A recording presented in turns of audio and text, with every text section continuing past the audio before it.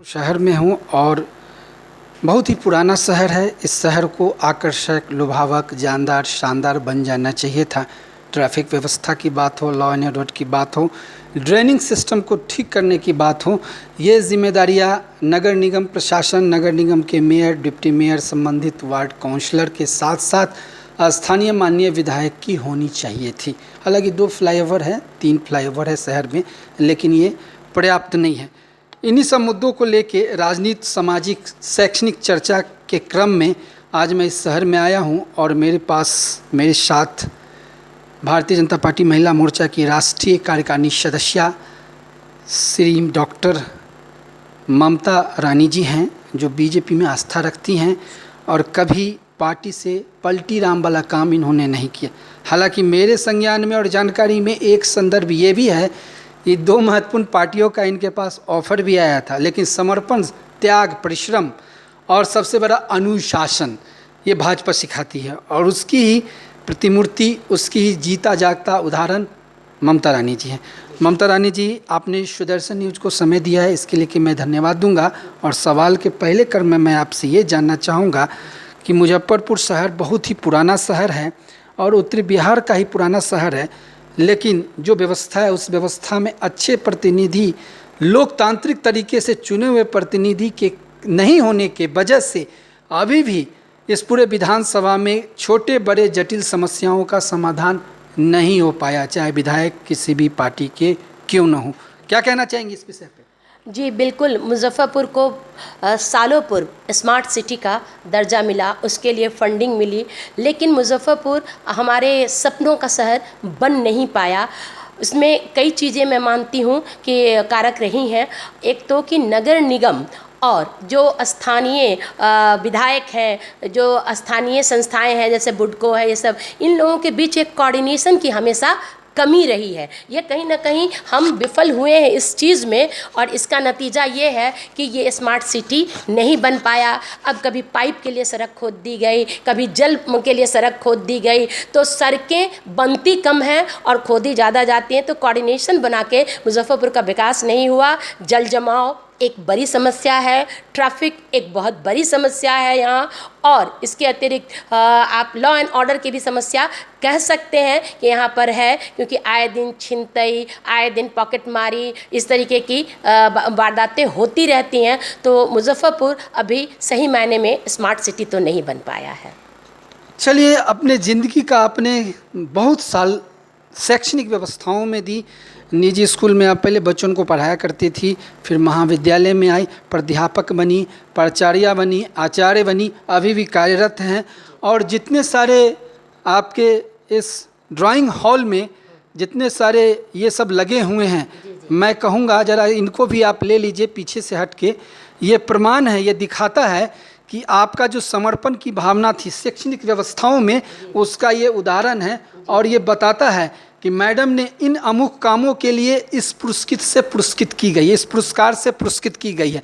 तो ये आपका एक जीवन चरित्र है, जीवन की एक गाथा है, जिसको आजीवन लोग समझेंगे। और आपके पढ़ाए हुए जो बच्चे हैं, चाहे वो लड़के हों या लड़कियां हों, अब वोटर भी हो गए होंगे। तो उस परिस्थिति में मैंने 2-3 सवाल को एक ही में घुसेर दिया है और आपसे क्रम वाइज लेने की मैं ये कोशिश करूँगा कि उस परिस्थिति में भाजपा में आप आस्था रखती हैं और भाजपा से उम्मीद भी कर रही हैं कि भाई हमने मेहनत किया है, अब तो मजदूरी दे दो। जी जी, कब दोगे? कब्र में पैर आने के बाद। क्या कहेंगी आप? जी बिल्कुल, मैं ये कहूँगी कि मैं 25 सालों से बिल्कुल एकनिष्ठ होकर भाजपा से जुड़ी हूँ। मैं भाजपा ही सोचती हूँ, भाजपा ही विचारती हूँ और भाजपा का ही आचरण मतलब मेरा। आपके रग-रग में भाजपा बसा है? जी जी बिल्कुल, भाजपा। मैंने कभी किसी पार्टी के लिए सोचा नहीं। आपकी जानकारी भी सही है कि कुछ पार्टियों ने प्रलोभन दिया, लेकिन मेरा उस पर विश्वास ही नहीं है। मैंने जैसा बताया कि भाजपा ही हूँ मैं, सिर से लेकर पाँव तक। और रही बात की शैक्षणिक जगत में, तो बिल्कुल मेरे 29 वर्ष पूरे हो हो चुके हैं शैक्षणिक जगत में, और इन 29 वर्षों में मैंने कई महाविद्यालयों में पढ़ाया है। एक शिक्षक के रूप में, अंग्रेजी की शिक्षिका के रूप में मुझे बहुत ख्याति मिली। मैंने कोचिंग संस्थानों में भी बैंक की तैयारी, एसएससी की तैयारी अंग्रेजी की कराई है, और मेरे बच्चे जिनको मैंने पढ़ाया है वो कहीं आज बैंक में मैनेजर हैं, तो कहीं एयरपोर्ट पर हैं, तो कोई कभी इंजीनियर है कहीं पर। तो तमाम जब मैं देश में विदेश में घूमती हूँ तो कभी कभी उन लोगों से भी मुलाकात होती है। और मुजफ्फरपुर शहर में 3 सरकारी महिला महाविद्यालय हैं, और मुझे तीनों में सौभाग्य प्राप्त है प्राचार्य का दायित्व निभाने का। तो मैं कह सकती हूँ ये बात कि मुजफ्फरपुर के घरों में मेरी पढ़ाई हुई बच्चियां हैं, लगभग घरों में मेरी पढ़ाई हुई बच्चियां हैं जो अब वोटर भी हैं। तो इसलिए मैं एक शिक्षक के रूप में, एक शिक्षाविद के रूप में और एक समाज सेवी के रूप में मैंने कार्य करके ये पहचान बनाई है। इसलिए मैं अपने पार्टी से मैंने ये निवेदन किया है कि अगर वो मुझे एक मौका देते हैं तो पहचान का संकट मेरे साथ नहीं है, और मैं काम करने के लिए जानी जाती हूँ। 3 महिला महाविद्यालयों में, जो पहला मेरा महिला महाविद्यालय था जहाँ मैं प्राचार्य बनी थी, वो एक तरीके से स्मैकियों का अड्डा था, वहाँ कुछ भी नहीं था। लोग शाम में 6 बजे उधर से नहीं गुजरते थे, और आज वहाँ मैंने वो व्यवस्था दी है कि लोग वहाँ मेरा नाम लेते हैं, इज्जत देते हैं। उस इलाके की सूरत बदल गई मेरे वहाँ काम करने से। फिर दूसरे जगह मैं आई तो वो एक नामचीन महाविद्यालय था महंत दर्शन दास, वहाँ भी मैंने पूरे सूबे में CPE status, centre for potential with excellence, अकेला उस महाविद्यालय को ला करके दिया था फंड के साथ। मैं रामवृक्ष बेनीपुरी महिला महाविद्यालय में आई, यहाँ भी तमाम कोर्सेज, यहाँ भी भवन से लेकर और तमाम सुविधा, ये तो मैंने एक प्राचार्य के तौर पर किया ही। अलावे मैं गरीब बच्चियों की पढ़ाई में पर्सनली रुचि लेती हूँ। मैंने 50 से ऊपर गरीब बच्चियों की शिक्षा का खर्च उठाया है। ये कहने की बात नहीं है, लेकिन मैंने मेरी पालिता करके कार्यक्रम चलाया है और उनको पढ़ाया है, क्योंकि मेरी माँ की एक बात मुझे याद है। उन्होंने कहा कि तुम पढ़ लिख गई, इसमें तुम्हारा उतना योगदान नहीं जितना तुम्हारे माता पिता का है। एक समृद्ध घर में पैदा हुई, तुम्हारे सदके कोई बेटी पढ़ेगी तो ये तुम्हारी उपलब्धि होगी। तो मैंने बेटियों को पढ़ाने में भी अपनी ऊर्जा लगाई। भारतीय जनता पार्टी और भारतीय जनता पार्टी से यशस्वी प्रधानमंत्री जो रूट लेवल के वर्कर थे वो भारत के प्रधानमंत्री बने। बहुत सारे उदाहरण हैं जिसमें समर्पित वर्करों को संवैधानिक पदों पर रह के समाज सेवा करने की जो भावना है वो भाजपा देती है। आधी आबादी यानी कि महिलाएं आज के हालात में पुरुषों के साथ कंधों से कंधों मिला के सामाजिक और राजनीतिक क्षेत्र में बढ़ चढ़ के हिस्साएँ ले रही हैं, और शायद यही कारण है कि भाजपा अब आधी महिलाओं को राजनीति में सक्रिय करने जा रही है।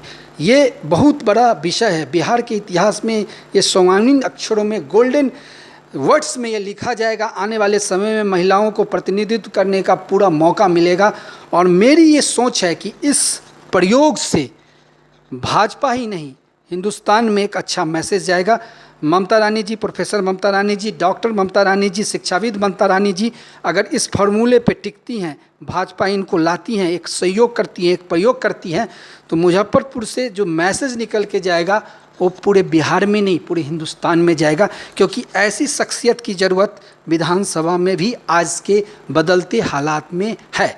खैर, मैं आखिरी सवाल इनसे ये करूंगा, पढ़ी लिखी घर गृहस्थी चौका बर्तन संभालने वाली महिलाएं आज राजनीति में इतनी एग्रेसिव हो गई हैं, इतनी बढ़ चढ़ के हिस्साएँ ले रही हैं और संवैधानिक दायरों में आ रही हैं, चाहे वो पंचायत के सदस्य से लेके जिला परिषद के चेयरमैन, मेयर का हो या फिर विधानसभा के सदस्य परिषद का सदस्य के रूप में हो। तो ये हर पार्टी ये सहयोग और प्रयोग कर रही है, भाजपा शुरू से ही कर रही है। तो उस परिस्थिति में इनके लिए, इस शहर के लिए और इनके लिए सबसे बड़ी चुनौतियां क्या रहेंगी, स्ट्रगल क्या रहेंगी, मुद्दे क्या रहेंगे? आखिरी सवाल है, इस विधानसभा में मुद्दे क्या हैं जिसको आप स्ट्रगल के तौर पे, संघर्ष के तौर पे ख़त्म करेंगी?